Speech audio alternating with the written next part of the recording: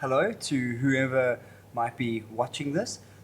My name is Martin Pace, and I will be talking on behalf of this motley crew you see before you. From left to right, we have Stathi Koulianos, JP Jordan, Nick Ferreira, myself, and Jacques Clenans, who is currently in the UK. I will be talking about reverse graffiti. Now, before I continue, I must make reference and pay homage to Mr. Paul Curtis, who we see here doing these pieces. Now, they have the pleasure of using high pressure hoses, and often a lot of his works are commissioned. It's just, the European style of advertising is just really out there. We, on the other hand, have to use steel brushes. The work is dusty, it is hot, dirty, and by the end of it, we are finished. But you will see shortly that the result is quite something. The first piece I would like to talk to you about is situated in Westville, KZN, South Africa, on a road called Essex Terrace. Now, we had gone around the area and interviewed various peoples from the neighborhood and got a feel for who was living there. And from this, we derived certain imagery and then established a timeline. Now, whilst on this piece, we received some rather interesting feedback. While scratching away and doing our thing, we had this African chap pull over, or rather screech over to the side of the road and hangs out the window and hands us this sweaty 10 Rand note and shouts, "Clean graffiti is good!" And this put quite a smile on our faces. Here's the piece up close. From left to right in the timeline, we have Zulu kraals, settlers' tents, Cape Dutch style houses, religious architecture, suburbia, power lines, roads, organic licks and twirls. We then discovered stencils cut out of masonite were an amazing addition, as they just gave us such a clean line. And we started playing with different brushes, different bristles, and this really led onto big things. We could make a mark a lot quicker than standing and having to plan it. This is us. This is me rather at a bridge on one of our pieces, which you'll see shortly, and it's just showing us one of the first times using the stencil and how well it really works.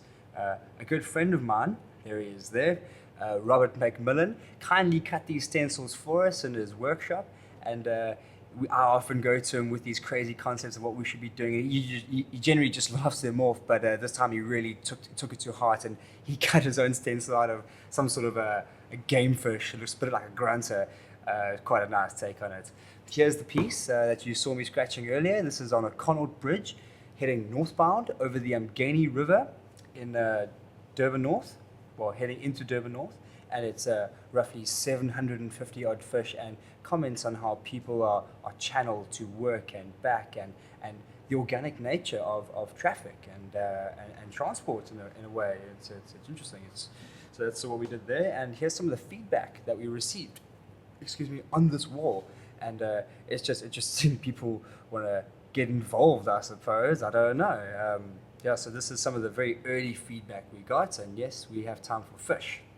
Now, this is this quite graphic image I'd like to use to represent what I'd like to talk about in the next piece, and that's consumption, and how some of the simplest of needs are completely just blindsided, and often we take for granted what we truly need and what we don't.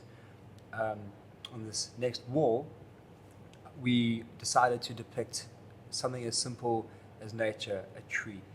We etched mangrove trees onto this wall you see here, which belongs to the council, which was neglected. And we ran a time lapse. This piece lasted about 2 hours, and there you see we're the start of some growth, and the vines and the trees, and all the trees are a bit of a different style because we were all involved. And as I said, it was quite a quick, aggressive piece, and I'd like to discuss some of the feedback shortly on this piece. And there the trees are all in full bloom, and the wall is really filled up. I'd like you to take note of the graffiti on the red brick at the very bottom of the screen, and just how contrasted the two types of mediums are. My crew and I really don't dabble in acrylic or enamel paints on walls, we just etch. And now here we have this old lady, and this is in regards to the feedback we had whilst on this piece. And we were on the foot of her property, and she came roaring down this hill with a cigarette in her mouth, ranting and raving that graffiti was wrong, and then what were we doing, and she couldn't believe it. But it was just interesting to see how she just couldn't really wrap her head around it. This final piece I'd like to talk to you about is it answered an ISTD typographic brief that we were given in college, and the brief posed the question of whether or not typography created the environment or whether the environment created typography. We simply answered that the environment creates typography. We then had stencils cut out and etched the following words from a stanza of the 18th century crafted by Wolverine de Cleyre. She believes in many of the ideals that we believe in today.